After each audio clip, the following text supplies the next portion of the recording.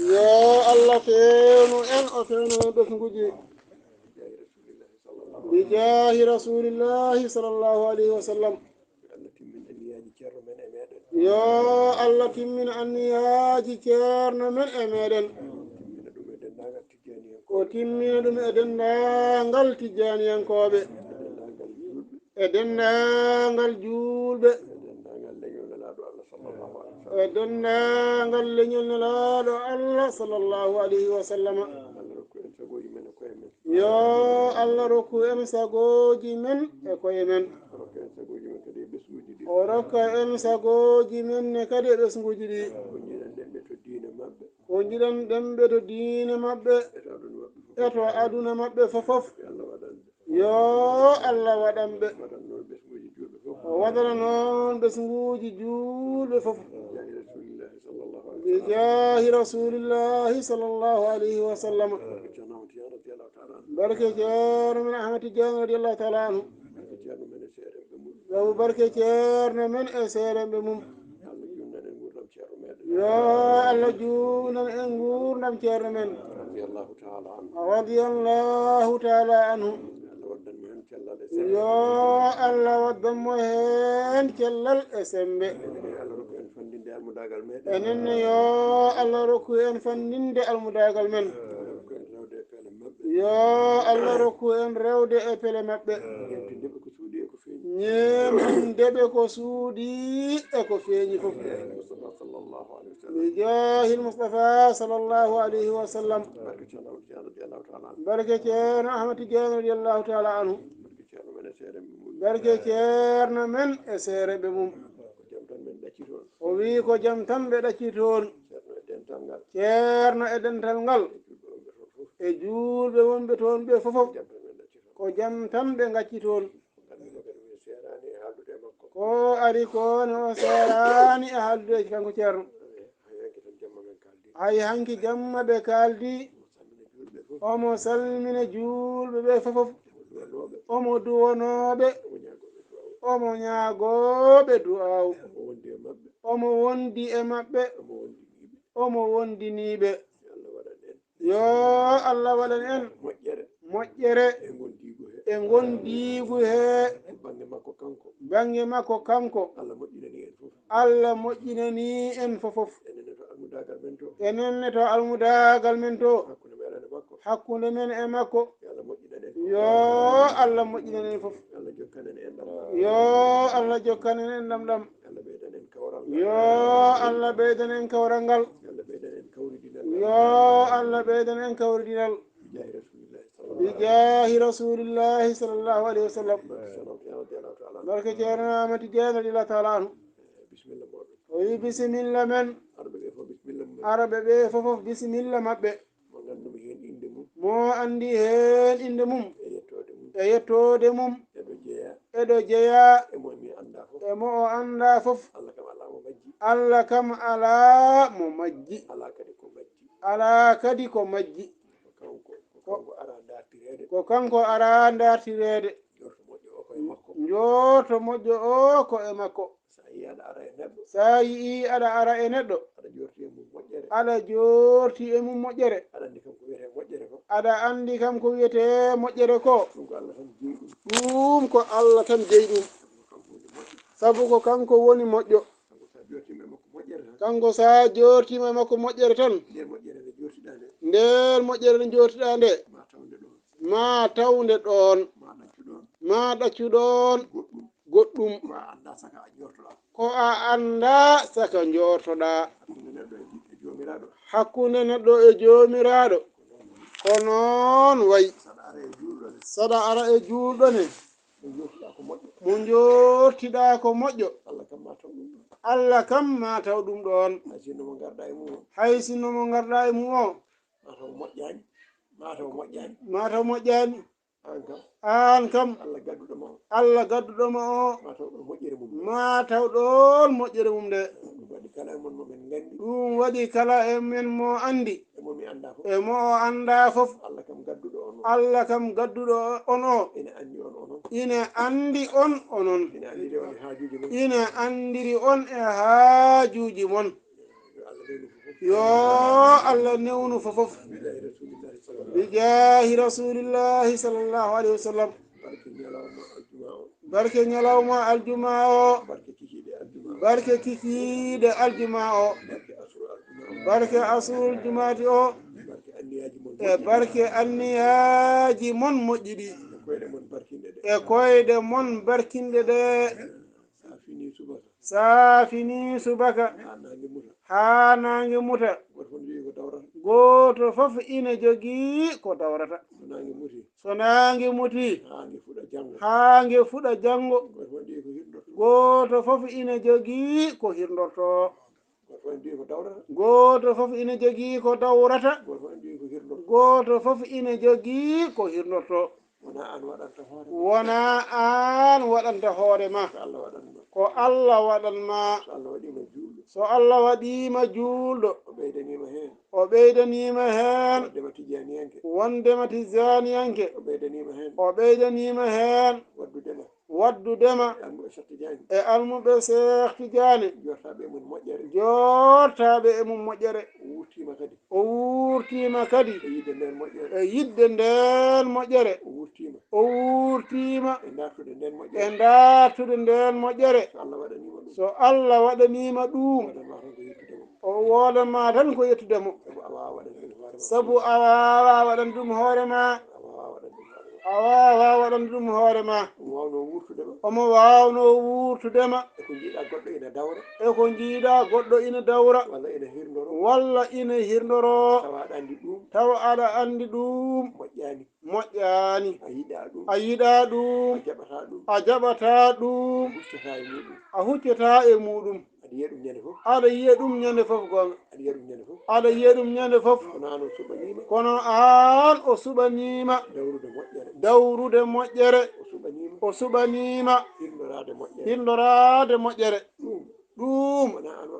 wona an waɗanta ɗum hoorema ko kanko waɗantuma ɗum so waɗanima ɗum noon wodanma tan ko yettudemo enenne tawde Allah wurti en e dartude moƴƴere en jettimo e ɗum ɓeydoɗen tan tinnade e koye men ala ko rokki en ko dañɗen ko so wona wonde julɓe ala ko rokki en ko dañɗen ko so wona wonde tijaniyankoɓe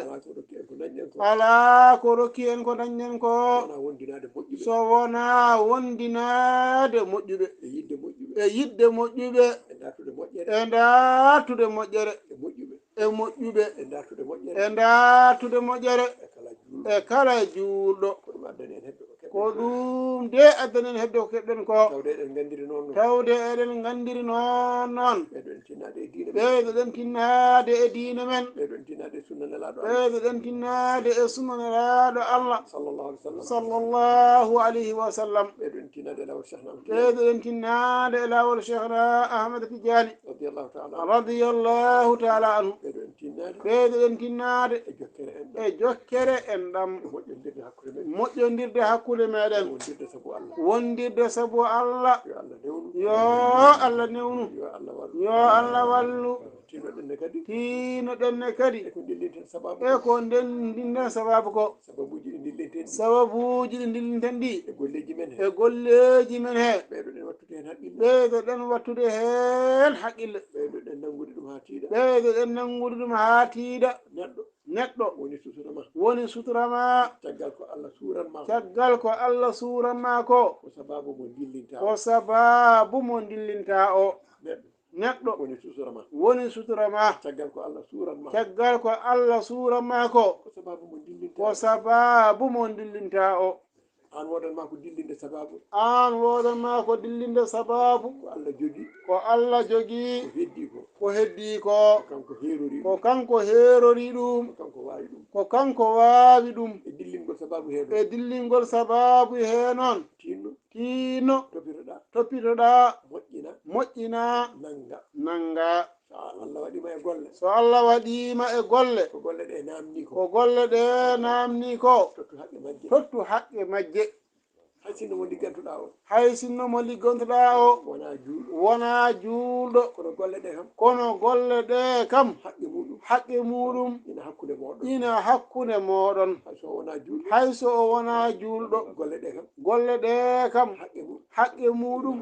ina hakkunde moɗon toppito haqqe o moƴƴina golle ɗe mbasa bonnude ɗum mbasa yawade ɗum mbasa ustude ɗum hay sinno aɗa andi ko jam tan wonantuma heen reeno haqqe golle ɗe ko ɗum ne kadi woni sutura ma sa yi aɗa wawi rende ndiyam yeeso ma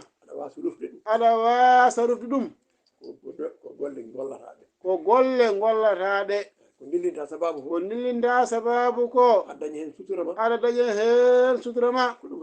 ko ɗum haɗatuma rufde ndiyam yeeso ma ko pular noon rewi ɗon gonga rufde ndiyam yeeso ala ko firti so wona ngara e hono ma tawa ko bande o ɓuranima asko o ɓuranima ƴiƴam o ɓuranima jinnaɓe o ɓuranima